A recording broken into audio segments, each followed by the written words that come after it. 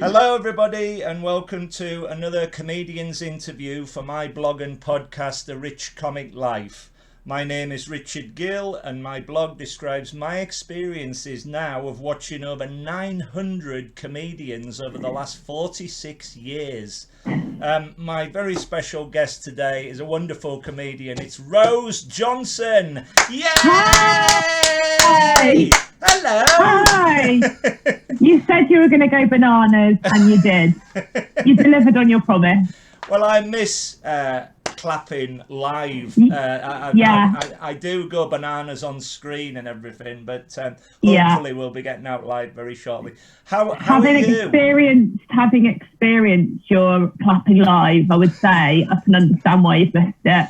The most enthusiastic audience member I've ever come across, and absolutely fantastic. Well, you're very kind. I hope my blog as well shows how passionate I am about comedy. Yeah.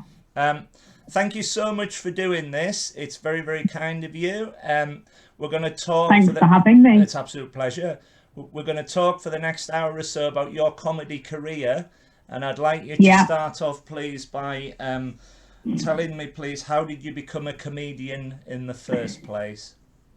So basically, I was at university in Manchester. Right. And I've always really been into performing. I'm just a massive show-off, basically. Always have been. So while I was at uni, I was in lots of plays, and I've always enjoyed doing kind of that kind of thing, theatre, performing. And I, at university, kind of realised that I was only really getting cast in comedy parts. And I was desperate to do really serious stuff. I was like, give me the tragedies. But no, I always used to get cast in comedy parts. So I've always enjoyed making people laugh just as part of my character. I was always like that at school. But then I sort of realised, actually, maybe that's what I'm good at in terms of performing. Sure.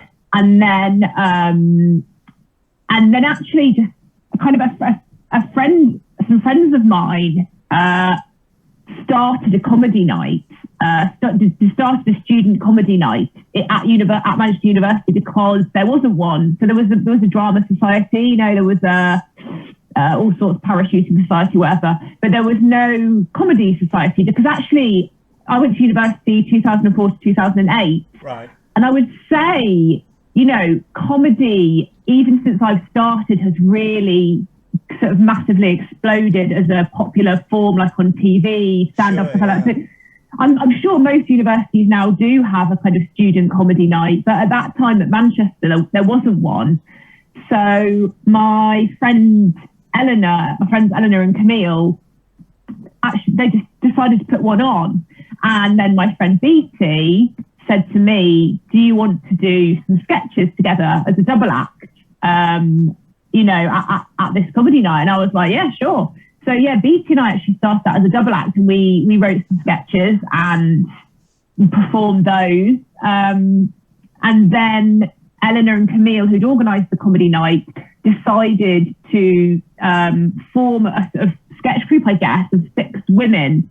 Decided to take the show to the Edinburgh Fringe. Right. And so that was in the summer after I graduated. Yeah. So I sort of went from doing double act sketches with Beatty to performing as part of a 60 sketch group. We did our first show in Edinburgh, and off the back of that, we got an agent and we got a development deal with the BBC quite shortly after. So, and I've just not really stopped, basically. So I sort of, I guess. That's fantastic. Yeah, I mean, I never made an active decision. I never said I want to be a comedian. I always wanted to be a performer, and a writer, which is actually kind of probably what I do most now. But it just sort of happened really organically, which is actually a really nice thing career-wise. I think it's that you end up doing something like as a result of pursuing interests that you really enjoy. Sure, I've just so that's how. I came down to London in 1992, and I joined the civil service for 17 years. And they had an old amateur dramatic society which I joined, which it was basically a drinking club, and they were looking for the token comedy actor, and I thought, well, I don't know. So I specialised in being the comedy turn. And other than my blog, one of the most creative things I ever did, I appeared as Oscar in The Odd Couple, and it's one of my favourite films, and my favourite actor is Jack Lemmon, and I just started getting laughs, and I thought, this buzz is extraordinary. It's addictive, isn't it? Because it's those terrifying things. You know, when you first do it, it's so terrifying because there's the possibility that you won't get a laugh, and it's like there's no other performance form where you are so immediately judged, where you can so immediately tell whether you've done well or not. But when it does, it's like the greatest reward, because it is. You feel like a magician that you've made people laugh. You know, so So your first comedy gigs would be at Manchester Polytechnic in the student union. It was actually the main university, right. So it was the University of Manchester. And it was but it was in the student union. So at that point, there was the main student union on Oxford Road, but then the University of Manchester was also part of another. I can't remember what it was. It was like maybe something to do with like science and technology. And they had another student union bar that was on a different campus. And it was this like really grotty underground sort of performance space. It wasn't even a performance space really. It was just like a black box that we used, you know, it was a place you could sort of do things in as a student. That's what you want though, experimentation. Yeah. And actually, it was thinking about it, actually quite well set up as a comedy club, because it was underground, low ceiling, dark, you know, a bit grotty, but actually amazingly. So we did our first one there. And then the second gig we ever did was at the Comedy Store in Manchester. Wow. So because that student night went really well, so Eleanor and Camille decided to put the night on for charity at the Comedy Store to raise money for the British Heart Foundation. And so the second comedy gig I ever did, was at the Comedy Store, which is sort of insane. And that was terrifying because, you know, the capacity there is sort of 400 or 500, I think. And it's, you know, we were doing sketch comedy, and it's a small stage. And actually, funnily enough, for the first sketch that Beatty and I had in our set, I played a singer-songwriter on stage, and she was sitting in the audience, and she was playing a character that was heckling me. So that was the sketch set up. But we forgot to tell the bouncers that that was our sketch. So the bouncer, the security guard, was trying to remove her during our sketch, and she was having to do the sketch, but also sort of whisper to him, no, it's part of it. So incredible, really. I know Manchester very well. One of my oldest friends from Carlisle has lived there for years, and the comedy scene in Manchester is as good as London. There's so many different comedy rooms. I remember first seeing Alan Davis there, the Jabez Clegg. In Jabez Clegg, 90s, I know it, something like that. But particularly, I saw Peter Kay on a bill of 5 acts before he was famous, and he was fourth on the bill. I'd never heard of him, and I laughed so hard I missed the 5th act. Incredible. My friend, he's going to be a superstar. It's got a great comedy scene.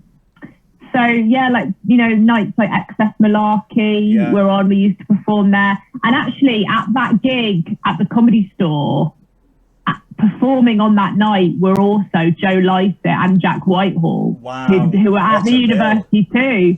So it was like it was quite an incredible sort of comedy like, I don't know, would you say sort of class of 2008 of comedy?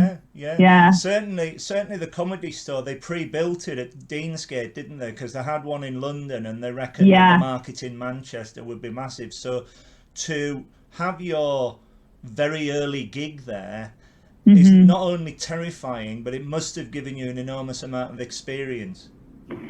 Yeah, it did. And I would say performing as a sketch group at a traditional comedy club that is designed for stand-up, again, is a massive baptism of fire, because they're not necessarily the same audience. You know, when people, I mean, it still happens now when birthday girls perform, you do the odd gig where the audience just are not expecting sketch comedy, and they just look at you really perplexed, because it's quite a gear change to go from stand-up to sketch comedy. And also at that time, we weren't really talking to the audience. You know, we were doing it like a play.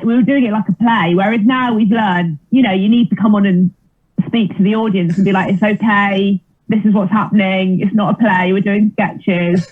But at that time we weren't, so God knows what people made of us. Well, I absolutely love the Birthday Girls. You know, I'm a big fan. How did you ever find it difficult at all breaking through into comedy? Was there ever a point in your career where you thought, yes, I can do this, and I can do this well? I mean, I would still say I would count myself as still breaking through. Right. So like but I feel like, yes, you know, I have a career. I do this as my job. I mean, I don't perform comedy full time. I do other, you know, I'm a classic like creative person. I've got about 8 different things that I do. Sure, yeah. But I would say in terms of, I would say I would say there wasn't a moment where for me, I hadn't had the traditional really long journey. It took me, I think, 8 to 10 years to be able to make a living full time from comedy or things associated with it, writing, directing, that kind of thing. Sure. So I'd say there wasn't one moment, there wasn't like a big break where I was like, oh, here we go, I'm a comedian now. It's just been a really slow. But then I tell you what, it is funny. Sometimes you do just sort of take stock, and I think I try to do that, is look back and think, God, you know, a few years ago, I was thinking, God, if only I could give up my day job, if only I could just do comedy. And it's like, I have, you know, I do that now. And so it's hard, because if you don't have that one big moment where you sort of land a part in something or get a massive job, it's hard to kind of, appreciate that, because it does happen so gradually. Sure. But no, I guess I must have always had some kind of self-belief. I think you have to be really resilient, number one, and you have to have self-belief. Otherwise, the industry, you get so many rejections. Yes, you just would give up, you know. I think as well, though, it does go back to experience as well. You know, the more you do, whether good or bad, the better a comedian I think they are. You know. Oh my God, absolutely. And like, I suppose the more you do, the better you get. And also the more you think, okay, well, objectively, I must be okay at this because I am consistently making people laugh, you know, or I do get booked for stuff and I do get rebooked for stuff. And you know what I mean? Yeah. But for me, it's been very gradual, and it's been so gradual that I would count it as still happening, you know. So that's fine. But yeah. Please, can you tell me about your writing process and how you get your ideas? So for stand up, it's the same for both, really. I suppose basically I need a deadline. I need a gig. I need like a new material night booked in. Otherwise, you know, I'm not like a muse. I'm not like a poet that gets struck by the muse and it just comes to me. I suppose I have got a comic brain in that, you know, if something happens, I would think, how could I use that? I would write it down. But in order for me to generate new material, I need a deadline by which it has to be finished. And then when that happens, when I've got a deadline, I would say I sort of switch on a thing in my brain which is receptive to turning my experiences into comedy. So for me, it always has to come from like a real life experience, or something that could be something that's happened to me, or it's something that I've heard, or something that I've watched on TV. But it always starts with that for me. And then I would probably, I would make an initial note in my phone of like just a very brief idea. And then if I've got a deadline, I would then work that up. I would think, how can I say, tell that story or talk around that subject and make it into a routine rather than just telling exactly what happened. I mean, sometimes with comedy, you do have to just get on stage and say what happened. And for me, a lot of my comedy is very storytelling-y and confession-y and oversharing-y. So a lot of it does come from me just telling it in that high pressure, adrenalized environment where I am, where everything's very heightened and I can riff a bit. But I do tend to plan. I'm quite a fastidious planner. So I do tend to like write it properly, how I imagine it's being said, and then memorizing it. And then on stage, often, you in the moment, you go down an alleyway or you find something that's funny about it that you hadn't even thought about that comes to you in the moment. But I do tend to plan I do tend to kind of override stuff probably, and then dial it back a bit. Go on, sorry. I was just going to say, I think that's great, because if you're dealing with real life, it's relatable to the audience, and if they recognize what you're trying to say and they get it, you can take it to however much degree you want. Exactly. And also you can see in the room which parts of a story or which ideas you're talking about particularly are resonating with people. So it takes workshopping it in front of that live audience to go, oh, that's the bit, something that was maybe like one line in a routine that really makes people laugh. You go, oh, that's the thing. That's the thing I need to push, and that's the way into this routine, or just a turn of phrase or something. When you might have thought, it happens a lot, you might have thought that the main thing that you thought was funny about something isn't really funny at all, or it isn't really how it isn't as relatable as you thought, but there's something else. But for me, for sure, the relatable thing is a huge deal, and I think that's probably something I need to learn to not worry so much about. Like, I remember James Acaster saying to me, the key to when you become a great stand-up is when you're confident enough to let the audience come to you.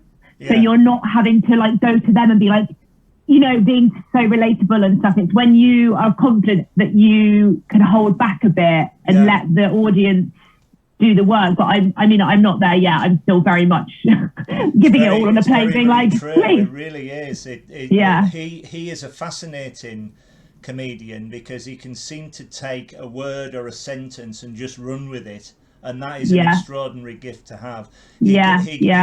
He's given me a wonderful testimonial. He once said, if I wasn't a comedian, I would happily sit next to Richard Gill all day and make him laugh. That's true. I would agree.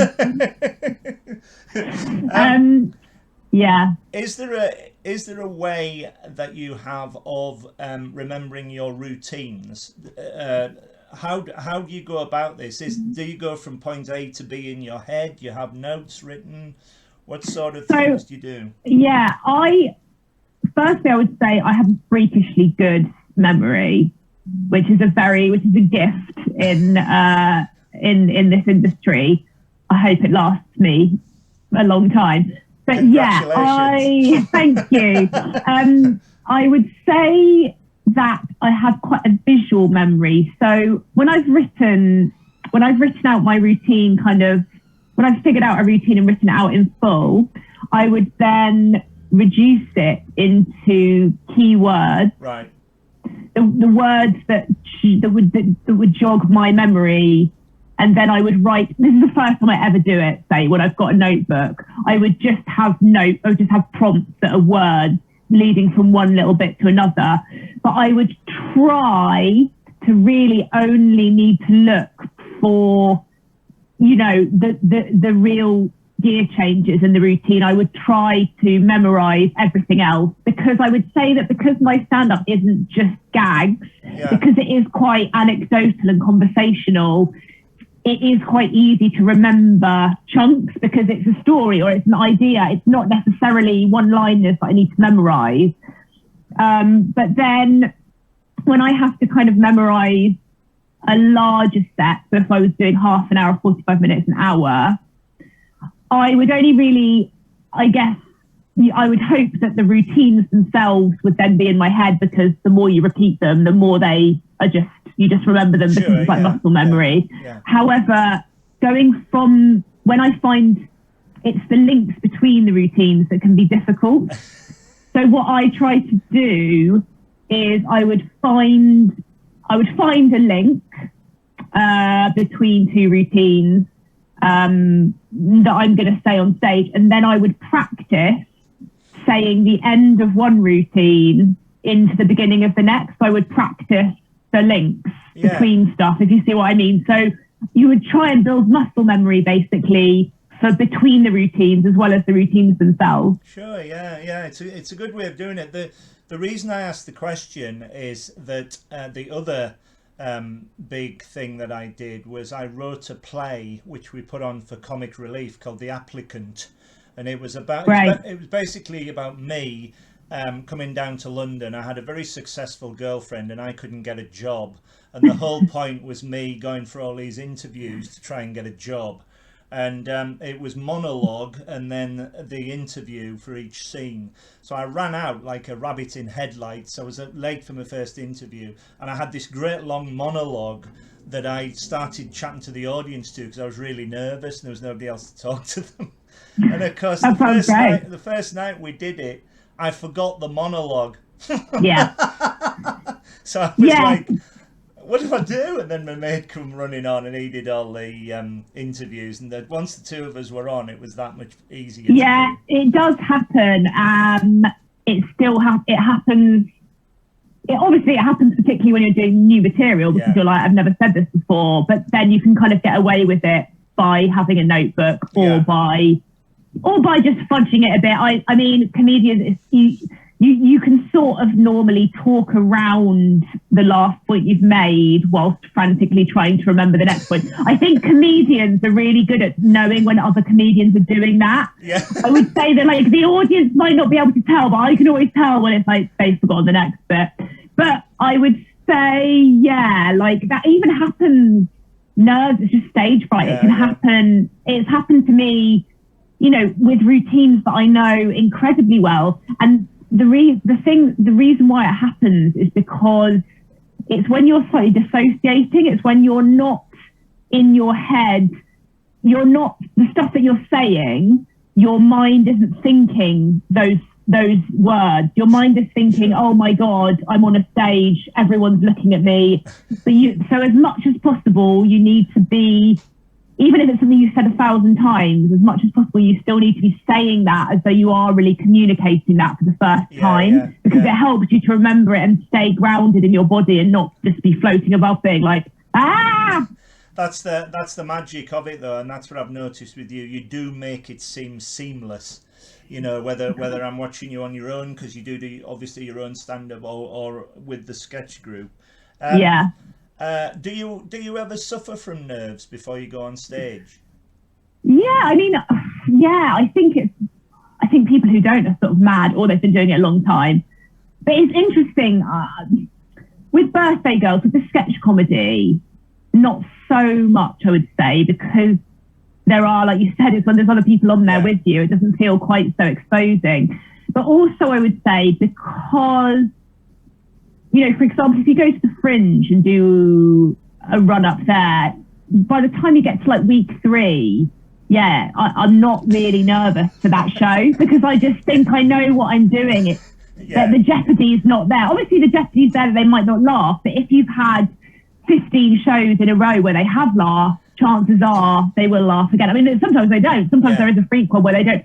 But with stand-up, for sure, I would get nervous, for sure, because my stand-up as well is very personal. And, you know, it's just, there's no other, if you are talking about yourself and really being yourself on stage, it's such a, it can fit, there's so much jeopardy, because if they don't laugh, if people look at you and they don't enjoy what you're saying, it really does feel like a personal rejection. So, sure, yeah. I mean, this is probably all deeply unhealthy psychologically, but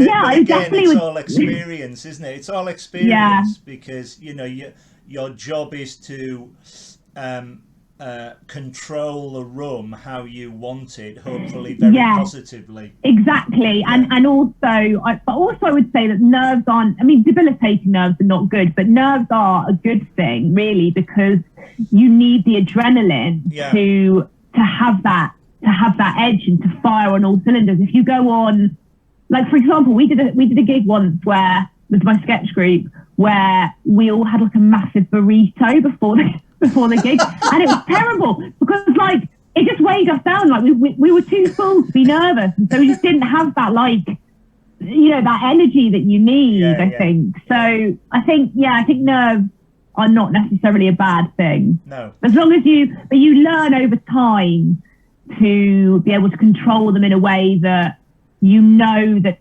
now when I feel nervous, I do tell myself, this is normal, it will be fine. You know, you can use it, but still sometimes it is overwhelming. I have still had times, like quite recently on stage, where I've felt like, oh my God, overwhelmed by it. Oh dear. Let's move on to Edinburgh itself. I am very, very fortunate and very lucky to have gone to the last 16 Edinburghs. I first went in 2005, knowing that the year that I'd go, I know I'd be going for the rest of my time. I think it's the best. I go for a week and I see 50 shows in a week, and I just have the time of my life. As soon as I step off the train at Edinburgh Haymarket, the atmosphere hits you, and lots of my friends come and join me in the week, and we just have the best time. Can you tell me what your first Edinburgh Fringe was like? What year you went up? What was your experience? So it was 2008, and it was, as I sort of previously mentioned, with a sketch group, which was kind of the first iteration of Birthday Girls. We were called Lady Garden, and there were 6 of us. Yeah. And so I'd never been to Edinburgh before. I'd never been to the city. I'd never been to the festival. So the first time I went was as a performer, and I had no idea, you know, what to expect. And I just absolutely loved it. It was sort of equal, as a performer, it's equal parts amazing and utterly exhausting. It's just because, you know, doing a show every day, I know people probably listening think, how hard can it be? All you have to do is work, you know, all you have to do is do an hour's show, but it is really draining. But because when you first go off as well, you know, you are doing your own marketing, you're flyering for yourself, you're doing press, you're going to do radio interviews or trying to get stuff in, you know, trying to do newspaper things, you're out and about seeing loads of other shows, taking in loads of other culture. But yeah, I mean, I absolutely loved it. The flyering by the end was a real ordeal, because it was just like being on the Royal Mile every single day. And it was so funny because you would see the same, like, other people, you know, because you sort of get your spot. So we'd see the same, like, really funny theatre pieces, you know, where people would flyer by, like, pretending to be dead on the Royal Mile and just holding a flyer up. And there was us just, like, flogging a comedy show. But I loved it. Yeah, I mean, we performed at the Gilded Balloon. We were in the nightclub venue, which is sort of an underground venue. Quite a theme for us. But it was great. Yeah, we loved it. you know, we was, like I said, we weren't really acknowledging the audience. We had blackouts in between all our sketches, so it was very theatrical. And at the time, I don't think we even had music in between our sketches. So when a sketch finished, there was just silence and a blackout. And so if the punchline didn't land, it was really awkward. Move on. Next. Yeah. But it was great. I loved it. Yeah, I really loved it, and just sort of being suddenly part of this comedy community. And it was so exciting because I guess that was probably the first time when I was like, oh wow, you know, this could be the start of my career. So we went the summer after we graduated. Yeah. Yeah, which is really, really exciting. I saw you. It must have been about 4 or 5 years ago. I'm trying to think of it was 2018. I saw you, and it was the Birthday Girls late night party. Yeah. And I have never had so much fun in my life at a late night show. It was so joyous to see. You had music, you had sketches, you had comedy guests on. Yeah. It was an absolute blast. And at the end of it, you came up to me and went, let's have a photograph. And I've got a wonderful picture of all three of you and me, just laughing away. It's just the best. And it's a cherished memory.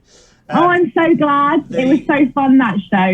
We had some nights which were slightly dicey, where people got to people were on the party thing more than the comedy, and we had to be like, okay, rein it in.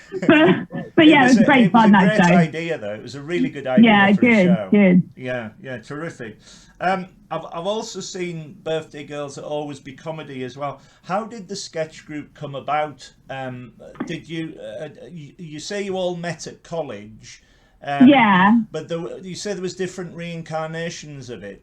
Yeah, so it started. So as I said, we were all performing individually or in various different sort of iterations. Right. As part of this comedy night that my friends had organised in Manchester. But there was loads of other different people doing stuff. And they basically, Eleanor and Camille just sort of, they basically put it together, Lady Garden, that sketch group. They just selected six of us and said, should we go to Edinburgh with this? So I guess it was sort of like a condensed version of that larger comedy collective. We were like, let's take this to Edinburgh and see. And so there were 6 of us to begin with, and that carried on for probably about 3 or 4 years, and then it gradually dwindled down to 3. And then when there were 3 of us, we thought maybe we'll rebrand so that we don't look like the sort of decimated remains of Lady Garden. Well, what's great with 3 is that you're all so energetic when you're on stage that you're just looking at each one. You don't know who's speaking next, and you're looking around. Then, this is happening, and that's on, and you're keeping the audience going with you, and it's magical to see. It really that's is. Good. Let's move on. You've appeared on TV in the comedies There She Goes and Absolutely Fabulous for the BBC, and the Channel 4 sitcom Lee and Dean. You've also written for TV, most notably for children's television, and also for Dave's Hypothetical with Josh Widdicombe and James Acaster. How did this come about? How did the writing for television come about? Oh yeah, okay. So I suppose so. I've always really enjoyed the writing side of things, and I would say I've always, that's always been a sort of strength of mine. Yeah. And I just really wanted to, because when we first started, we were doing our own stuff and we were auditioning for acting jobs, and which is great when you get them, but when you don't, it's really frustrating. Right. So I thought I would love to have a sideline as a writer. I would love to have that. It just seemed like another thing. And the thing that I love about writing is that you have much more control over it than acting jobs. With acting jobs, you audition, someone decides whether they like your face or not, whereas with writing, you can generate your own work more. You can write something and then it exists. Yeah. It's there, so I wanted to do that, and I did it around for a while, just wondering, saying to my agent, why haven't you got me any writing work? I wanted to do writing work, and she was like, you have to get it yourself. So it's quite a traditional way through, really. I started writing sketches to submit to some Radio 4 shows that have open submissions. Like there was one called The Show What You Wrote, and then there's one called Newsjack, which still runs. Oh yeah. So well, yeah. I started writing sketches and submitting to Newsjack, and got some sketches on there.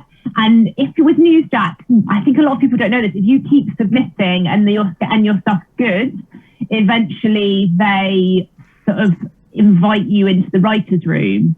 And then, so I got invited into the writer's room and kind of got to know those guys. And then I got to script edit on the show. And so that was sort of, that was sort of like a kind of, that was experience in writing topical jokes, I guess, writing news-based jokes and sketches. And then from doing that, I then sort of got some work writing for my friends who are stand-ups, writing privately, kind of writing jokes and sketches for them. And then it just grows from there, really. Once you get a name for yourself as doing that, then people come to you and say, do you want to write on this? Or, you become a name in a pool of other names. Yeah. But the kids' TV is really funny, actually. That was sort of separate. That came about because Camille and I went to audition to be in a kids' TV show that was on CBeebies. And we performed one of our sketches, and they said, we're not going to cast you, we're going to cast some other people, but would you like to come and write on the show? We really liked your sketch. And so we did. Yeah. And genuinely, from that, the script editor on that was script editing something else. And she said, do you want to come and write for that? And literally, we've got a career out of it from that one chance audition. And we sort of built it up from there. And now we write loads of kids' TV, which is great. That's brilliant. What's fascinating is, as you say, you've got many different fingers in different pies. I read that you also host a monthly comedy night as well. Tell me more about that. So at the moment we're on hiatus because sadly the venue has closed down because of COVID. It's been going we'll start it again in a different iteration somewhere else. It's called Rye Laugh because it was in Peckham Rye originally. So my friend Sarah and I just started it. She got into doing comedy. She did one of those crazy 30-day challenge things where you take on something completely new, and she took on stand-up. And so, we just started this comedy night years ago, and we just have been running it, and it's a new material night, and I MC it. And it's just, I love it. We built up a really nice audience, and had loads of kind of great comedians coming to do new material. So I'm hoping to start it up again. Well, do let me know, because I want to come and see it, definitely. Yeah. Do you prefer comparing to doing a solo spot? Do you know? No, I prefer doing a solo spot because. Fine. Because I like comparing. I really enjoy it. Yeah. But as I've said, I'm a real people pleaser. Yeah. So I do find that the responsibility of making sure that the night is really buzzing and running really, you know what I mean? I find that stressful. Yeah. I'm good at it. I can do it. But especially when you're hosting your peers, you really you don't want everyone to be thinking, oh God, she's not doing a good job, so it's going to be really hard for us. Do you know what I mean? Of course, yeah. But I really do. But saying that, I do really enjoy the thing I enjoy about emceeing is this is also the thing that's hard about it, because when you don't find that spark, you can feel like you're not doing a good job. But when you do find a really impromptu spark, because with emceeing you have to be a lot looser. You have to be a lot more receptive to just chatting and audience. It's a lot more dependent on what's going on in the room and what funny you can find. Yeah. But when you do find that, it's fantastic. There's nothing else like it, because for me, that's the real magic of live comedy, is when something happens in a room that wasn't expected, that will never happen in that, with, you know, again, it's a unique moment. It's the magic of it being in the room, isn't it? Yeah. Whereas it obviously is a lot easier to just go on and do your set and be like, I just have to do my jokes and I know how to do it all. But yeah, I guess it's like, I suppose it's sort of no risk, no reward, isn't it? So probably I've enjoyed emceeing more because, you know, when it goes well, it goes well. But I do find the pressure of it is stressful. I think with an MC, they are controlling many different things to make the night work. Where if you're just an act, you as I said before, you just walk out and you go write your mind to the audience, and you do your very best on your own to try and make them all laugh. It's a fascinating thing. You've toured with such great comedians as Jessica Foster-Q and Susie Ruffle. Tell me about that experience. Was the supporting them and obviously gained you more experience? Were they bigger audiences? Yeah, that's what I was going to say. Yeah, it's crazy because suddenly tour support is mad because suddenly you are in front of sort of 300, 400, 500 people. When you're used to doing much smaller rooms. And also you're going on cold, you know, you're going on first, you're the warm-up, that's what you are. It's that, I'd say that's probably the most scared I've ever been doing stand-up, just because, like I said, you're going on to an audience much bigger than you've ever played to before, who have no idea who you are, who want to see someone else as well, but you know, you're just a warm-up. But it's fantastic when that goes well again. You know, it feels incredible. And also I'd say another thing that makes you nervous is they're my friends first and foremost, Susie and Jess. So I feel like I want to do a great job. I want to get the audience warmed up. So it's a lot of pressure, and it's a bit of an odd thing because it's like, it's not about you at all. It's not about me. It's about me doing a job of warming up an audience. So it's fine if like they're slightly lukewarm to begin with. That doesn't mean I've done a bad job. It means I've done a good job because it's like I've taken that lukewarm bit. So hopefully when the girls come on, then it's great. But I would say that when it does go well, the support, it's incredible because you get a taste of what it must feel like. You feel like a rock star. You're like, go, oh, this is what it feels like to have got to that point. Like I did one gig at, I think, it was for Susie, and I think it was at the Birmingham Glee Club. And it was a packed stand-up club. And I would not have the opportunity to do that with an audience that are, on the whole, very warm to my kind of comedy. It's not like going on and doing the open spot on a Saturday night where you might have loads of stag do's and it's going to be quite scary. They've come to see a comedian who's not that dissimilar to me, so they're probably going to like me. And that was just such a fun gig, and I felt so, that was amazing because I did feel like, oh wow, you get this taste of what it must be like of course. A potential future, I guess. But then obviously you do have some tough ones and you think, oh Jesus Christ, you know. But no, it's great. And you know, I think Susie and Jess are some of my favourite comedians. Oh, they're spot on. You know, regardless of the fact that they're my friends. So it's just an honour really to get to sort of be associated with them. And I don't know if you know, but I direct Susie's stand-up shows as well. Wow, I didn't know that. So also it's quite fun to see how the show has changed since we worked on it together, to see, and it's really satisfying to hear jokes and routines that I've had a small part in shaping or the structure of the show. It's really rewarding seeing that out on tour in front of an audience and seeing it working. So that's really fun. I was just going to say, doing all these different things must be very satisfying for you. It is, because they all really inform each other. They all really help. They all, you know, each different thing helps the other one. Like gaining experience as a writer helps the directing. you know, gaining experience, watching Susie perform helps me perform. You know, it all feeds into each other. I would say sometimes I do feel like it would be simpler if I just did like one or two things, because sometimes it can feel like you're focused. Sometimes you feel like, what am I aiming for in my career? You know, sometimes you would like to have more of a singular focus, because if you're moving incrementally on lots of different things, sometimes it feels like, how am I going to shoot really far on one thing? Does that make sense? Yeah, very much so, yeah.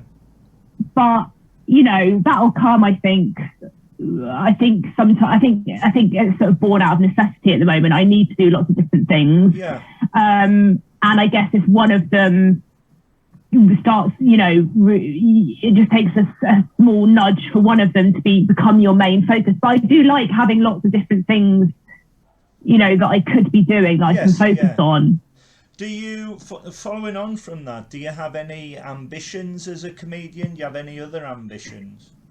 Yeah, I would, sort of what we were talking about being on tour, having experienced what it's like to play those huge rooms with people I would love to get to a point where I'm well known enough in comedy that I could do that I could book a tour that would get, you know what I mean, that would get people coming to see me, because there's nothing like, there's no more fun gig than an audience who bought a ticket to see your show as their night out of that month. Yeah. You're never going to get a more warm audience. I would love to do that. And obviously, I mean, every comedian is the same thing. I'd love to be able to write my own comedy show on TV and be able to be in it. But aside from that, I guess to just kind of, I guess it's that classic thing of, I'd love to be able to find my audience, to find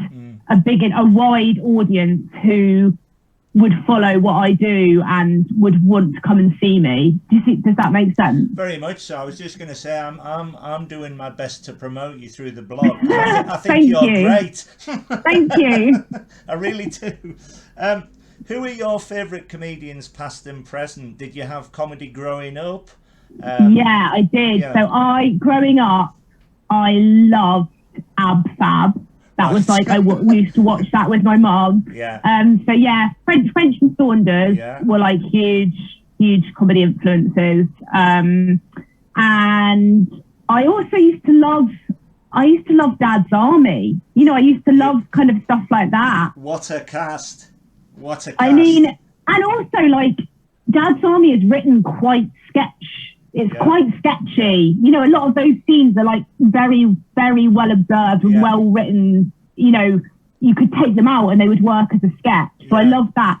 And then kind of later on, I was just a huge fan of The Office. I still am. That's probably my favourite comedy show. I know it's an absolute cliche to say that, but it is. It's super. But then in terms of kind of comedians now, stand-ups, Susie and Jess, I love. Yeah. Mae Martin is another one that is a favourite of mine. And then I love, James Acaster, obviously. And I love Carl Donnelly as well. He was one of the first stand-ups. Yeah. He was one of the first stand-ups that I went to see. I think I went to see him that first year we went to Edinburgh. I don't know why. I must have just read a review or got a flyer or something. I think he is just one of the just most naturally funny people. His laid-back way of storytelling, I lost my mind. He told a story in one of his shows about how he accidentally hit his wife in the face because he was trying to swat a fly, and he managed to accidentally hit his wife. I lost my mind to the point where, you know, you said, I missed the fifth act. I was like, I'm going to have to leave because I was like hysterically laughing and I just couldn't stop. And he'd moved on to another setup and I was still like, so I find him hilarious. Yeah. He makes it look so easy, doesn't he? I know, but it's not. To look that effortless is not easy. Yeah. My very first comedian that I ever saw live was on holiday in Scarborough in the 70s, and it was Les Dawson. Oh my God! Unbelievable. And then the following year, I saw Tommy Cooper, and I got the bug. I just thought, this is incredible. Yeah. And the two that I've I would have loved to have seen were Morecambe and Wise. They're the reason why I do love comedy. But everybody else that you've mentioned, I've seen French and Saunders, I've seen Victoria Wood 3 times. Incredible. God bless her. She was one of the greatest. And for me, it's just such a passion, and I love to sit in the audience and just have a great time. I think that's the whole reason to go, you know, and that's, I'm hoping my enthuse of all the comedians like yourself comes through in the blog. Oh yeah, definitely. Yeah. Like me, before you were a comedian, or whilst you were a comedian, do you go to a lot of comedy gigs as a member of the audience? I mean, before I was a comedian, no, because that was when I became a comedian sort of at university, and before I went to university, I grew up in rural Devon, so there weren't really any. Right. You know, I hadn't. Yeah, I guess the closest we kind of came to it was pantomime, which I used to love actually. Yeah. But so I didn't actually. I tell you what, at university, as soon as I was surrounded by it, I did used to go to the Comedy Store a lot. Before we started performing, I would go and watch new stuff. They do a new stuff show on the Sunday night at Manchester Comedy Store, and it was like £3 or something. And I used to go and watch that, which was great. Brilliant. So yeah, I guess I would go and watch a lot of stuff when I first started, just to see, to kind of see what was out there, and to see, and obviously I loved it.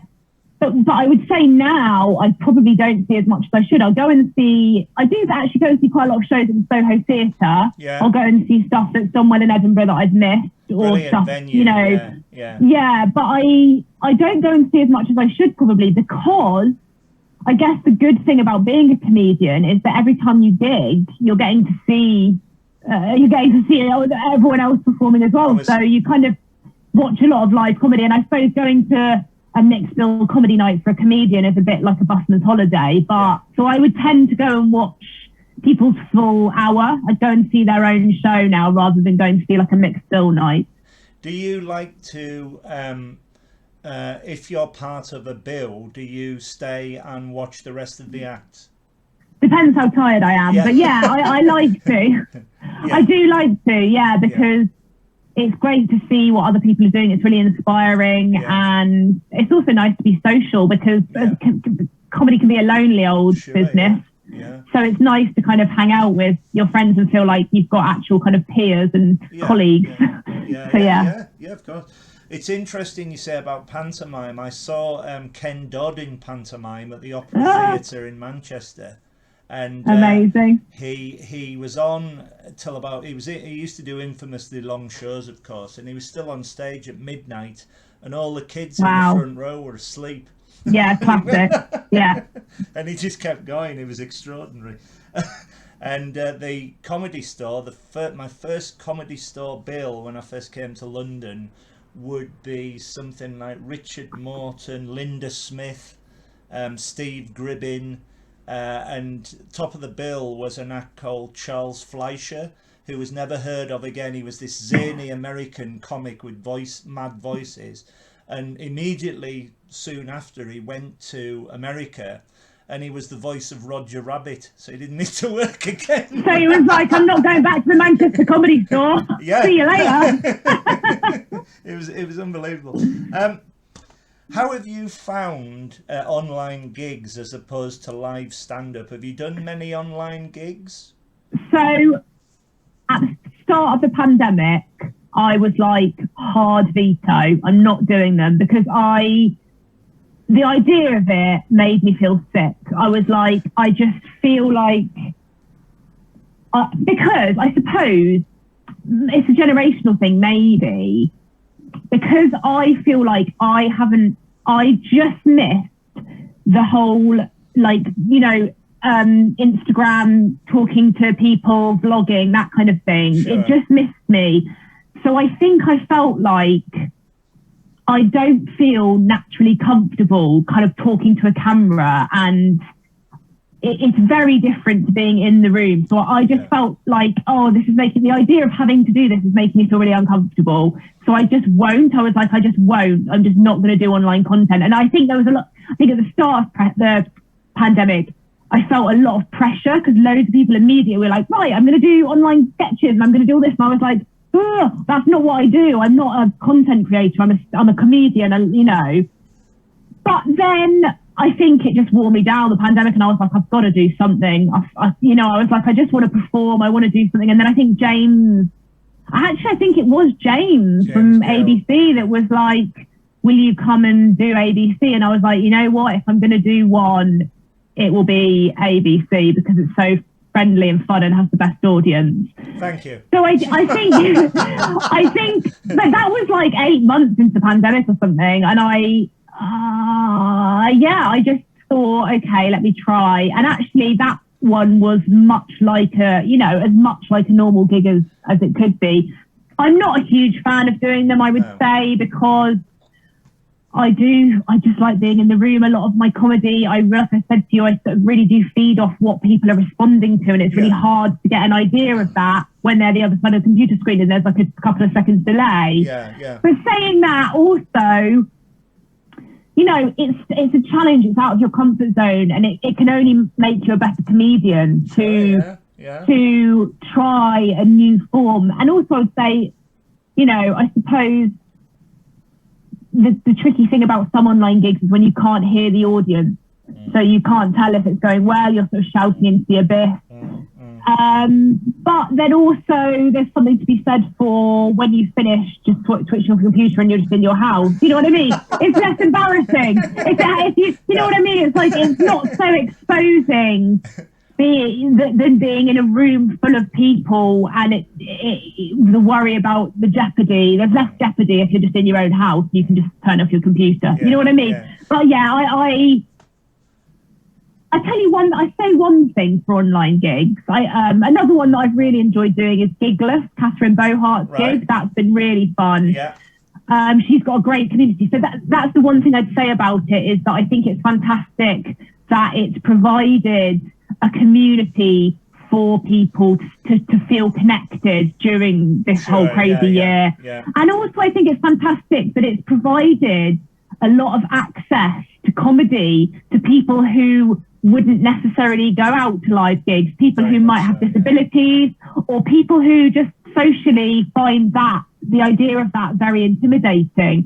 So I think that's a real positive. Very much so, a real positive, but as a performer, I would always want to perform live. There's nothing else like it, as like I said, being in a room with people and like you say, just having a really good time. I totally agree with you. I've as I say, I've seen you many times, and I saw you at Always Be Comedy online. I thought you were absolutely hysterical. You really made me. I mean, my laugh is very easy to generate, but it is genuine, and you were hilarious that night. But I've also seen you live as well, and the energy that you give off from a live performance is amazing with the three of you.